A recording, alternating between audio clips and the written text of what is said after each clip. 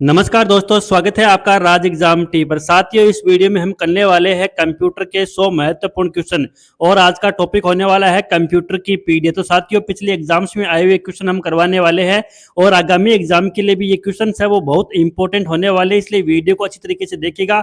और साथियों, one liner के रूप में हम आज क्वेश्चन देखने वाले। तो साथियों, यहाँ पर शुरुआत करते हैं। देखिए, पहले क्वेश्चन की जो है यहाँ पर चर्चा करें तो आप साथियों यहाँ पर देख सकते हैं। पहला क्वेश्चन है, कंप्यूटर की प्रथम पीढ़ी 1942 से 1955 के मुख्य घटक के रूप में किसका उपयोग किया गया था। तो साथियों यहाँ पर जो है किसका यूज किया गया था, वैक्यूम ट्यूब का जो है साथियों सबसे पहले जो है प्रथम पीढ़ी में वैक्यूम ट्यूब का यूज किया गया था। अब देखते हैं क्वेश्चन नंबर 2, द्वितीय पीढ़ी 1955 से 1964 के कंप्यूटरों में किस इलेक्ट्रॉनिक स्विचिंग डिवाइस का उपयोग हुआ था। तो साथियों सेकंड जो पीढ़ी थी, जनरेशन थी, उसमें किसका यूज हुआ था, किस डिवाइस का यूज हुआ था। देखिए, ट्रांजिस्टर का जो है उसमें यूज हुआ था। पहले में वैक्यूम ट्यूब और दूसरे में ट्रांजिस्टर का यूज जो है वो किया गया था। अब जो है क्वेश्चन नंबर साथियों 3 देखते हैं। क्वेश्चन नंबर 3 देखिए, तीसरी पीढ़ी 1964 से 1975 के कंप्यूटरों में किस तकनीक ने एकीकृत परिपथ यानी कि आईसी का उपयोग जो है वो संभव बनाया है। तो किस तकनीक ने आईसी का उपयोग संभव बनाया है। तो यहाँ पर आप देख सकते हैं एसएसआई और एमएसआई ने जो है इसका उपयोग संभव बनाया है। एसएसआई की फुल फॉर्म होती है स्मॉल स्केल इंटीग्रेशन होता है और एमएसआई का होता है मीडियम स्केल इंटीग्रेशन। अब बात करते हैं क्वेश्चन नंबर 4 की, चतुर्थ पीढ़ी 1975 से 89 के कंप्यूटरों में किस तकनीक के उपयोग से माइक्रो प्रोसेसर का जो है विकास हुआ था। तो माइक्रो प्रोसेसर का विकास साथियों वीएलआईसी के द्वारा हुआ था और इसकी फुल फॉर्म कई बार एग्जाम में पूछ जाती है। देखिए, वेरी लार्ज स्केल इंटीग्रेशन होता है। ये फुल फॉर्म भी आपको याद करनी है क्योंकि एग्जाम में कई बार फुल फॉर्म भी पूछी जाती है। अब क्वेश्चन नंबर 5 देखते हैं। तो देखिए, पांचवी पीढ़ी 1989 से वर्तमान के कंप्यूटरों में प्रयुक्त होने वाली मुख्य तकनीक कौन सी है। तो मुख्य तकनीक है वो है यूएलएसआई और एआई का यूज जो है वर्तमान में किया जा रहा है। और यूएलएसआई की फुल फॉर्म भी कई बार पूछी जाती है। तो देखिए, अल्ट्रा लार्ज स्केल इंटीग्रेशन होता है और कृत्रिम बुद्धिमत्ता का मतलब होता है एआई, आर्टिफिशियल इंटेलिजेंस इसको बोलते हैं। तो साथियों, पिछले एग्जाम्स में आए हुए महत्वपूर्ण क्वेश्चन और आने वाले एग्जाम के लिए भी ये वेरी वेरी इंपॉर्टेंट होने वाले हैं। तो वीडियो को शेयर जरूर कीजिएगा और साथ में चैनल को सब्सक्राइब नहीं किया है तो चैनल को सब्सक्राइब जरूर कर लीजिएगा। ऐसे ही महत्वपूर्ण टॉपिक्स हम आपको करवाते रहेंगे। क्वेश्चन नंबर 6, प्रथम पीढ़ी के कंप्यूटरों में प्रोग्रामिंग के लिए कौन सी भाषा उपयोग की जाती थी। तो प्रथम पीढ़ी के कंप्यूटरों में कौन सी प्रोग्रामिंग भाषा का यूज होता था। तो देखिए, मशीनी भाषा का जो है प्रयोग होता था।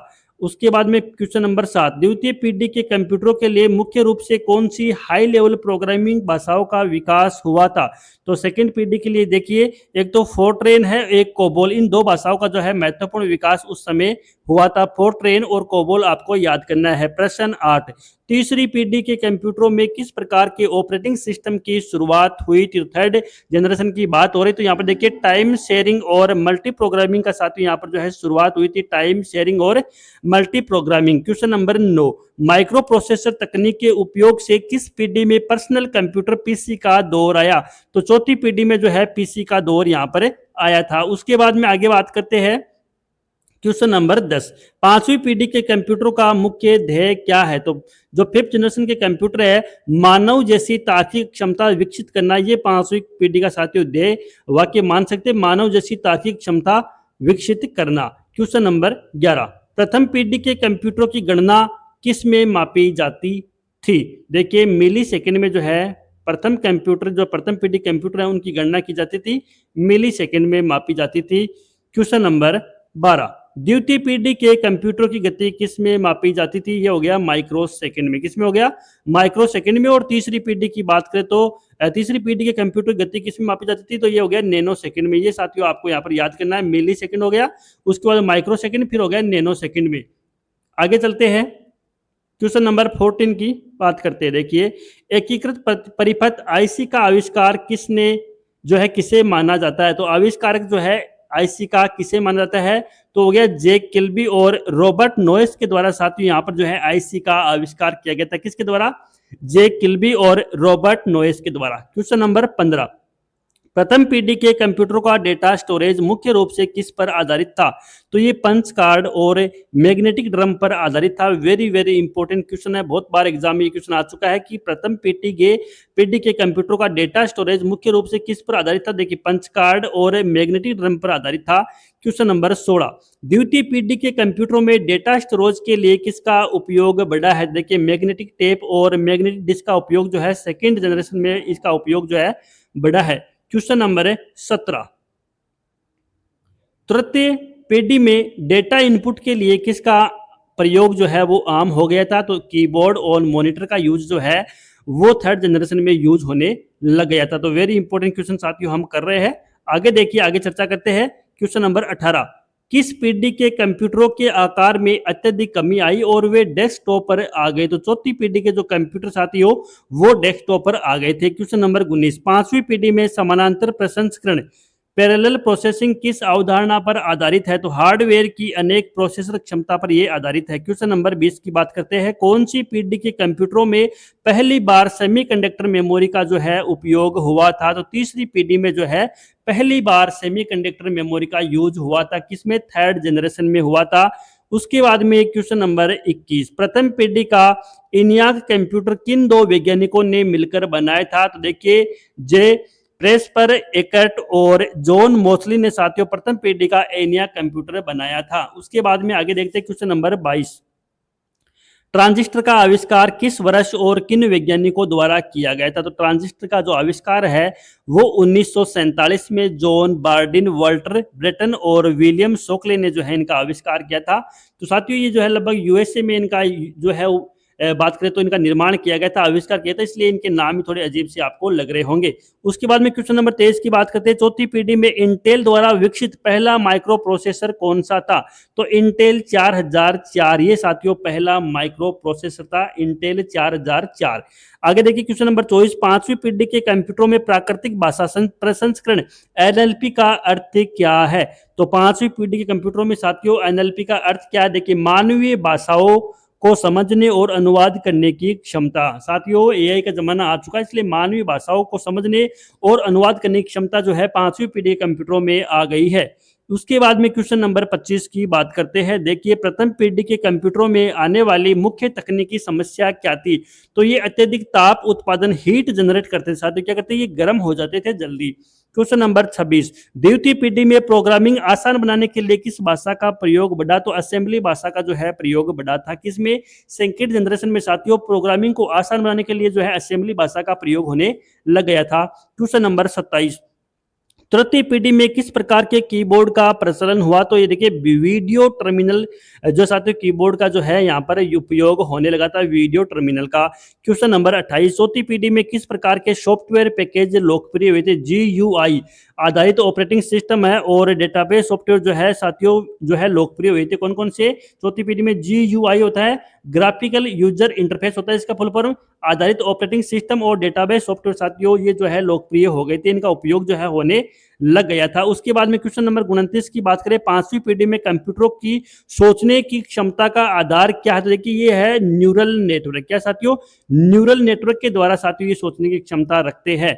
उसके बाद में क्वेश्चन नंबर जो है यहाँ पर 30 की बात करते हैं। देखिए कंप्यूटर पीढ़ियों के विकास का मुख्य प्रेरक क्या रहा है? तो सर्किट घनत्व का बढ़ना और ऊर्जा खपत का कम होना, ये साथियों मुख्य प्रेरक रहा है कंप्यूटरों की पीढ़ियों का। तो ये भी इंपॉर्टेंट क्वेश्चन है। क्वेश्चन नंबर 31 की बात करें, प्रथम पीढ़ी का यूनियाक फर्स्ट किस प्रकार का कंप्यूटर था? तो ये साथियों प्रथम वाणिज्य के कंप्यूटर था, कॉमर्शियल यूज में इनका यूज किया जाता था। तो प्रथम वाणिज्य कंप्यूटर था यूनिवेक फर्स्ट की। साथियों यूनिवेक फर्स्ट की जो है यहाँ पर चर्चा हो रही है। अब बात करते हैं देखिए 32 नंबर क्वेश्चन की, द्वितीय पीढ़ी में डेटा प्रोसेस करने की गति प्रथम पीढ़ी की तुलना में कैसे थी? तो 10 से 100 गुना अधिक थी। क्वेश्चन नंबर 33, तीसरी पीढ़ी में कौन से नए प्रकार के सॉफ्टवेयर विकसित हुए? तो तीसरी पीढ़ी में कौन से प्रकार के सॉफ्टवेयर विकसित हुए? तो एप्लीकेशन सॉफ्टवेयर का जो साथियों यूज जो है वो तीसरी पीढ़ी में होने लगे था और तीसरी पीढ़ी में ही साथियों एप्लीकेशन सॉफ्टवेयर का जो है यहाँ पर विकास हुआ था। ये भी इंपॉर्टेंट प्रश्न है। क्वेश्चन नंबर 34, चौथी पीढ़ी में रैम और रोम तकनीक का क्या महत्व था? तो मेमोरी की क्षमता में तीव्र वृद्धि की जाती थी। किसके द्वारा? रैम और रोम के द्वारा। क्वेश्चन नंबर 35, पांचवी पीढ़ी के कंप्यूटरों में वॉइस रिकॉग्निशन किस किस तकनीक का हिस्सा है? तो साथियों ये एआई का हिस्सा है, आर्टिफिशियल इंटेलिजेंस का हिस्सा है। क्वेश्चन नंबर 36, प्रथम पीढ़ी के कंप्यूटरों में वैक्यूम ट्यूब का जीवन काल कैसा था? तो इनका जीवन काल जो था अल्प था, यानी कि बहुत जल्दी खराब हो जाती थी। ये साथियों वैक्यूम ट्यूब का जो है यहाँ पर जीवन काल था, इसीलिए साथियों बाद में जो है प्रोग्रेस होता गया। अब बात करते हैं साथियों क्वेश्चन नंबर है 37 की। देखिए, द्वितीय पीढ़ी के कंप्यूटर छोटे क्यों थे? तो ट्रांजिस्टर के वैक्यूम ट्यूब की जगह लेने के कारण साथियों जो है यहाँ पर वैक्यूम ट्यूब के कारण साथियों जो द्वितीय पीढ़ी कंप्यूटर छोटे थे। उसके बाद में यहाँ पर देखिए ट्रांजिस्टर का यूज होने लगा, इसलिए साथियों ये जो है थोड़े छोटे कंप्यूटर होने लग गए थे। 38 नंबर की बात करें, तृतीय पीढ़ी में आईसी चिप का उपयोग करने का मुख्य लाभ क्या था? तो इसमें क्या साथियों विश्वसनीयता और गति में सुधार हो गया था, यानी कि साथियों और सटीक आंकड़े जो है मिलने लग गए थे, और साथ में इनकी गति में भी, कंप्यूटर की जो गति साथियों स्पीड है उसमें भी सुधार होने लग गया था, इसलिए आईसी का उपयोग साथियों मुख्य लाभ जो है रहा था। क्वेश्चन नंबर 39, चौथी पीढ़ी में कंप्यूटर नेटवर्क का किस तकनीक के साथ विस्तार हुआ था? तो ये LAN और WAN का विकास साथियों हुआ था, इसी की वजह से नेटवर्क का जो है विस्तार यहाँ पर हुआ था। उसके बाद में क्वेश्चन नंबर 40 की बात करते हैं, पांचवी पीढ़ी में सुपर कंडक्टर का अनुसंधान किसके लिए या किस लिए किया जा रहा है? तो कंप्यूटर की गति को अत्यधिक बढ़ाने के लिए साथियों सुपर कंडक्टर का यूज हो रहा है या अनुसंधान उनका चल रहा है, ताकि कंप्यूटर गति को और अत्यधिक साथियों बढ़ाया जा सके। क्वेश्चन नंबर 41, प्रथम पीढ़ी के कंप्यूटर किस भाषा के अलावा अन्य कोई नहीं समझ सकते थे? तो किस भाषा के अलावा अन्य कोई नहीं समझ सकते? साथियों मशीनी भाषा 0 और 1 के अलावा कोई भाषा जो है प्रथम पीढ़ी कंप्यूटर जो है समझ नहीं पा रहे थे। क्वेश्चन नंबर 42 की बात करते हैं। देखिए, द्वितीय पीढ़ी के कंप्यूटरों में बैच प्रोसेसिंग ऑपरेटिंग सिस्टम जो है वो कब प्रचलित हुआ था? तो साथियों द्वितीय पीढ़ी की यहाँ पर जो है चर्चाएं चल रही है। तो देखिए 1960 के दशक के पूर्वार्ध में साथियों इसका जो है प्रचलन हुआ था। 43 नंबर क्वेश्चन की बात करते हैं, तीसरी पीढ़ी में माइक्रो इलेक्ट्रॉनिक चिप्स के विकास से क्या हुआ था? तो कंप्यूटर के उत्पादन लागत में जो है साथियों कमी आई थी। माइक्रो इलेक्ट्रॉनिक चिप्स की वजह से साथियों यहाँ पर जो है कंप्यूटर के दर में और लागत में साथियों कमी जो है वो देखी गई थी। क्वेश्चन नंबर 44, चौथी पीढ़ी का अल्टेर 8800 कंप्यूटर क्यों प्रसिद्ध है? तो ये पहला सफल व्यावसायिक माइक्रो कंप्यूटर था। प्रश्न साथियों इस तरीके आ सकता है कि पहला सफल व्यावसायिक माइक्रो कंप्यूटर कौन सा था? चौथी पीढ़ी का अल्टेर 8800 जो है साथियों ये जो है प्रसिद्ध था। उसके बाद में क्वेश्चन नंबर 45 की बात करें, पांचवी पीढ़ी के कंप्यूटरों में हैंड हेल्ड डिवाइसेज के विकास का क्या कारण है? तो साथियों माइक्रो मिनिएचराइजेशन ULSI तकनीक साथियों इसका जो है प्रमुख कारण है। उसके बाद में क्वेश्चन नंबर जो है 46 की बात करते, देखिए प्रथम पीढ़ी में हार्डवेयर की विफलता दर कैसी थी? तो साथियों अत्यधिक जो है उच्च थी हार्डवेयर की विफलता दर, फेलियर रेट बोलते हैं। 47 नंबर का क्वेश्चन, द्वितीय पीढ़ी के कंप्यूटरों में मैग्नेटिक कोर मेमोरी का उपयोग कब शुरू हुआ था? 1950 के दशक के उत्तरार्ध में साथियों यहाँ पर मैग्नेटिक कोर का उपयोग होने लग गया था। क्वेश्चन नंबर 48, तृतीय पीढ़ी में हाई लेवल भाषाओं जैसे सी और पास्कल का उपयोग किस तरह के कार्यों के लिए बढ़ा था? तो जटिल गणनाओं के लिए साथियों यहाँ पर जो है सी और पास्कल जैसी भाषाओं का यूज होने लग गया था। किसके कारण?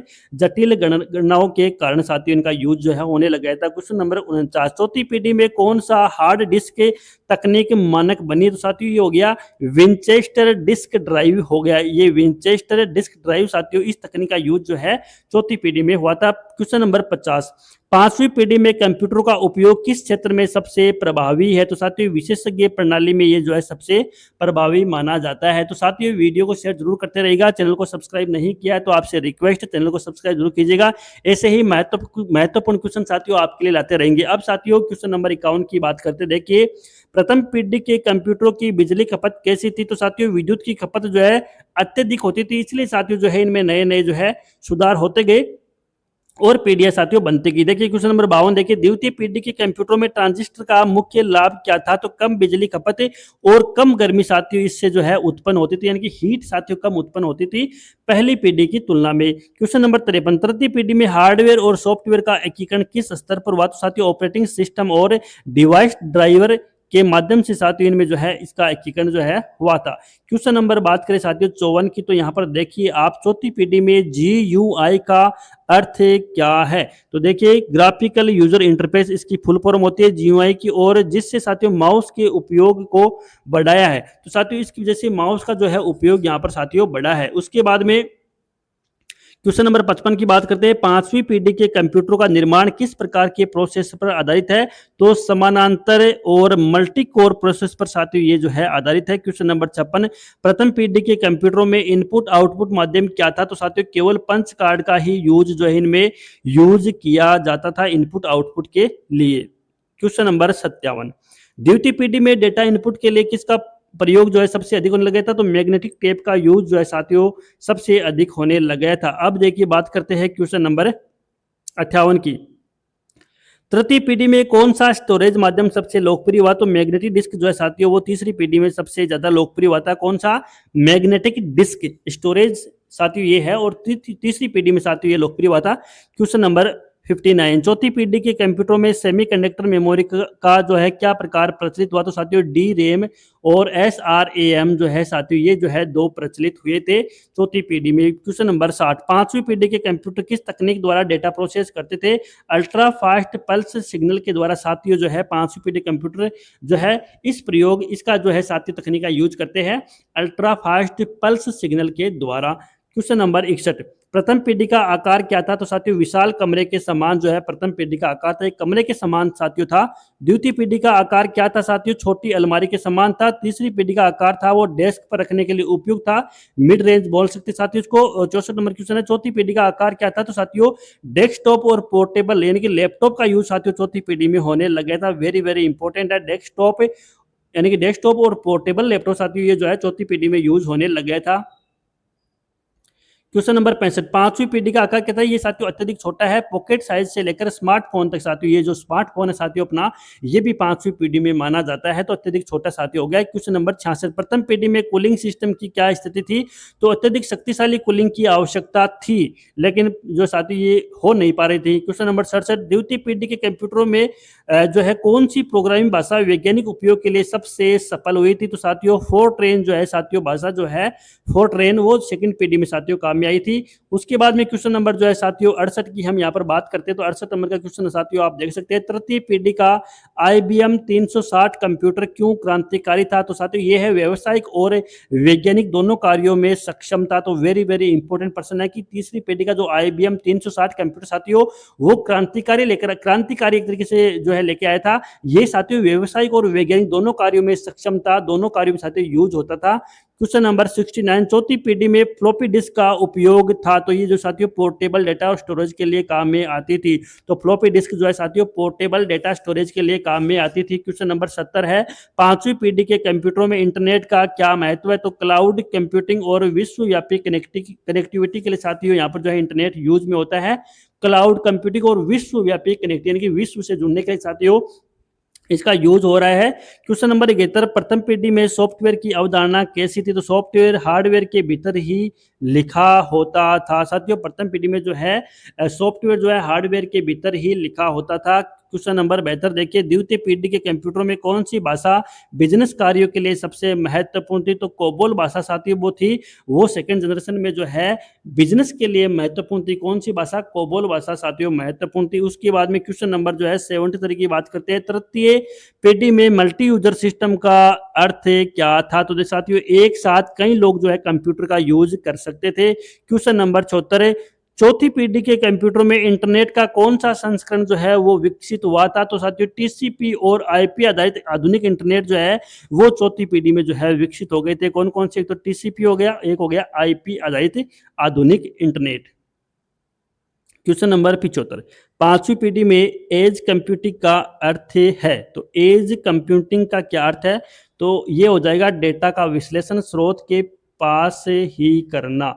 दो डेटा जो विश्लेषण साथियों वो स्रोत के पास ही करना, ये साथियों एज कंप्यूटिंग का जो है यहाँ पर अर्थ है। क्वेश्चन नंबर 76 की बात करते हैं, प्रथम पीढ़ी के कंप्यूटरों में वैक्यूम ट्यूब बदलने की प्रक्रिया को क्या कहते थे? साथियों मैनुअल मेंटेनेंस इसको बोला जाता था। उसके बाद में आगे चलते हैं, क्वेश्चन नंबर 77 की बात करें, द्वितीय पीढ़ी के कंप्यूटरों में ट्रांजिस्टर को किस बोर्ड पर लगाया जाता था? तो प्रिंटेड सर्किट बोर्ड पर साथियों ट्रांजिस्टर को जो है वो लगाया जाता था। PCB इसको बोलते हैं, प्रिंटेड सर्किट बोर्ड। उसके बाद में क्वेश्चन नंबर 78, तृतीय पीढ़ी में मेमोरी मैनेजमेंट का विकास किस कारण हुआ था? तो मेमोरी मैनेजमेंट का विकास जो है साथियों वो मल्टी प्रोग्रामिंग के कारण हुआ था। ताकि साथियों यहाँ पर जो है और अधिक स्टोरेज की आवश्यकता महसूस ना हो। क्वेश्चन नंबर 79, चौथी पीढ़ी के कंप्यूटरों में मॉनिटर की स्क्रीन कैसी थी? तो साथियों आरंभ में मोनोफ्रेम, मोनोक्रोम और बाद में कलर साथियों इसमें आ गया था। तो कलर पहले मोनोक्रोम थी, उसके बाद में इसमें साथियों कलर उपलब्ध हो गया था। क्वेश्चन नंबर 80 की बात करते हैं, पांचवी पीढ़ी में किस प्रकार के बायोमेट्रिक इनपुट का उपयोग बढ़ा? तो साथियों फेस रिकग्निशन और फिंगरप्रिंट सेंसर का जो है साथियों यूज बढ़ा है। 81 नंबर क्वेश्चन, प्रथम पीढ़ी के कंप्यूटर की लागत कैसी थी? अत्यधिक साथियों महंगे थे। और क्वेश्चन नंबर 82 की बात करें, द्वितीय पीढ़ी के कंप्यूटर की कीमत प्रथम पीढ़ी की तुलना में कैसी थी? सस्ती थी, लेकिन फिर भी काफी साथियों महंगी ही मानी जा रही थी। उसके बाद में क्वेश्चन नंबर 83 की साथियों यहाँ पर बात करें तो आप साथियों यहाँ पर देखिए, तृतीय पीढ़ी के कंप्यूटर में माउस का आविष्कार जो है, माउस का आविष्कार कब हुआ था? साथियों 1960 के दशक के अंत में जो है माउस का यूज होने लग गया था। क्वेश्चन नंबर 84 की बात करते हैं, चौथी पीढ़ी में सीडी रोम का उपयोग बढ़ा है। सॉफ्टवेयर इंस्टॉलेशन के लिए साथियों सीडी रोम का जो यूज बढ़ा था, सॉफ्टवेयर साथियों इंस्टॉल करने के लिए जो है सीडी रोम उपयोग में ली जाती थी। क्वेश्चन नंबर 85, पांचवी पीढ़ी में मोबाइल प्रोसेसर तकनीक का विकास किस प्रोसेसर पर आधारित है? साथियों ARM आर्किटेक्चर पर आधारित है। क्वेश्चन नंबर 86, प्रथम पीढ़ी के कंप्यूटर का मुख्य उपयोग किस क्षेत्र तक सीमित था? तो परमाणु ऊर्जा और सैन्य गणना तक ही साथियों सीमित था। तो प्रथम पीढ़ी के जो कंप्यूटर साथियों उनका जो महत्वपूर्ण उपयोग है वो परमाणु ऊर्जा में और सैन्य गणना में ही साथियों उपयोग में जो इसका उपयोग है वो साथियों किया जाता था। आगे देखिए क्वेश्चन नंबर 87 की बात करते हैं 87 की, द्वितीय पीढ़ी के कंप्यूटरों ने किस क्षेत्र में क्रांति लाई? तो बैंकों और बीमा कंपनियों के डेटा मैनेजमेंट में साथियों इसने जो है क्रांति लाई है। तो सेकंड पीढ़ी के जैसे कंप्यूटर में साथियों बैंकों में और बीमा कंपनियों में इसका यूज जो है साथियों महत्वपूर्ण हो गया था। क्वेश्चन नंबर 88, तृतीय पीढ़ी में मिनी कंप्यूटर जैसे PDP 8 का क्या महत्व था? छोटे स्तर के व्यवसाय तक साथियों इसकी जो है पहुंच हो गई थी। क्वेश्चन नंबर 89, चौथी पीढ़ी में कौन सा ऑपरेटिंग सिस्टम सबसे सफल रहा था? साथियों MS-DOS और बाद में विंडोज जो है साथियों सबसे सफल रहा था। तो चौथी पीढ़ी में कौन सा ऑपरेटिंग सिस्टम सबसे सफल रहा था? MS-DOS बात करें तो MS-DOS और बाद में विंडोज जो है सफल रहा था। क्वेश्चन नंबर 90, पांचवी पीढ़ी में डेटा का विशाल भंडार क्या कहलाता है? तो बिग डेटा साथियों कहलाता है। क्वेश्चन नंबर 91, प्रथम पीढ़ी में ऑपरेटिंग सिस्टम क्यों नहीं थे? तो क्योंकि मशीन एक बार में एक ही काम करती थी, इसलिए साथियों ऑपरेटिंग सिस्टम का यूज जो है नहीं करते थे। उसके बाद में क्वेश्चन नंबर 92 की चर्चा करते देखिए, द्वितीय पीढ़ी में डेटा प्रोसेसिंग की तकनीक क्या थी? तो सिक्वेंशियल प्रोसेसिंग थी। क्या साथियों? सिक्वेंशियल थी। सीक्वेंस से साथियों यहाँ पर जो है कार्य किया जाता था। क्वेश्चन नंबर 93, तृतीय पीढ़ी में इंटरएक्टिव कंप्यूटरों का क्या अर्थ है? इंटरएक्टिव तो उपयोगकर्ता और कंप्यूटर के बीच वास्तविक समय में जो है बातचीत होती थी, इसको बोलेंगे इंटरएक्टिव। उसी समय साथियों कार्य हो रहा था। क्वेश्चन नंबर 94 की बात करें, चौथी पीढ़ी में पोर्टेबल कंप्यूटर का क्या प्रभाव पड़ा? तो कार्यालय से बाहर काम करने की सुविधा साथियों उपलब्ध होने लग गई थी। वर्क फ्रॉम होम भी हो सकता था, या साथियों बात कर तो बसों में ट्रेनों में भी हम इसका यूज जो है वो होने लग गया था। क्वेश्चन नंबर 95 की बात करते हैं 95 की, पांचवी पीढ़ी में किस तकनीक से कंप्यूटर आकार में इतने छोटे हो गए थे? तो साथियों सिस्टम ऑन चिप की वजह से, सिस्टम ऑन चिप की वजह से साथियों ये जो है इनके आकार छोटे हो गए थे। उसके बाद में क्वेश्चन नंबर 96 की बात करते हैं, प्रथम पीढ़ी के कंप्यूटरों के लिए बिजली की वोल्टेज स्थिरता क्यों जरूरी थी? वैक्यूम ट्यूब की सुरक्षा के लिए साथियों जो है बिजली की वोल्टेज स्थिरता जरूरी थी। क्वेश्चन नंबर 97, द्वितीय पीढ़ी में ट्रांजिस्टर के फायदे क्या थे? कम बिजली, कम गर्मी और तेज गति साथियों होने लगी थी। क्वेश्चन नंबर 98, तृतीय पीढ़ी में सॉफ्टवेयर पैकेज ने क्या बदलाव किया? यूजर को प्रोग्रामिंग के बिना कंप्यूटर का उपयोग सिखा दिया था। यह साथियों सॉफ्टवेयर पैकेज का काम था, यूजर को प्रोग्रामिंग के बिना कंप्यूटर का उपयोग सिखाया था। क्वेश्चन नंबर 99 की बात करें, चौथी पीढ़ी में माउस ने कंप्यूटर के उपयोग को कैसे बदला? तो कमांड आधारित सिस्टम से ग्राफिक आधारित सिस्टम में साथियों यहाँ पर जो है बदल दिया गया। उसके बाद में क्वेश्चन नंबर 100 की बात करें, पांचवी पीढ़ी की मुख्य विशेषता क्या है जिससे भविष्य की नींव माना जाता है? तो साथियों क्वांटम कंप्यूटिंग का अनुसंधान साथियों हो रहा है। क्या हो रहा है? क्वांटम कंप्यूटिंग का अनुसंधान हो रहा है, AI का साथियों यूज होने लगे। तो साथियों इस तरीके से आज हमने आपको 100 महत्वपूर्ण क्वेश्चन करवाए हैं। वीडियो को शेयर कीजिए और चैनल को सब्सक्राइब कीजिएगा। धन्यवाद।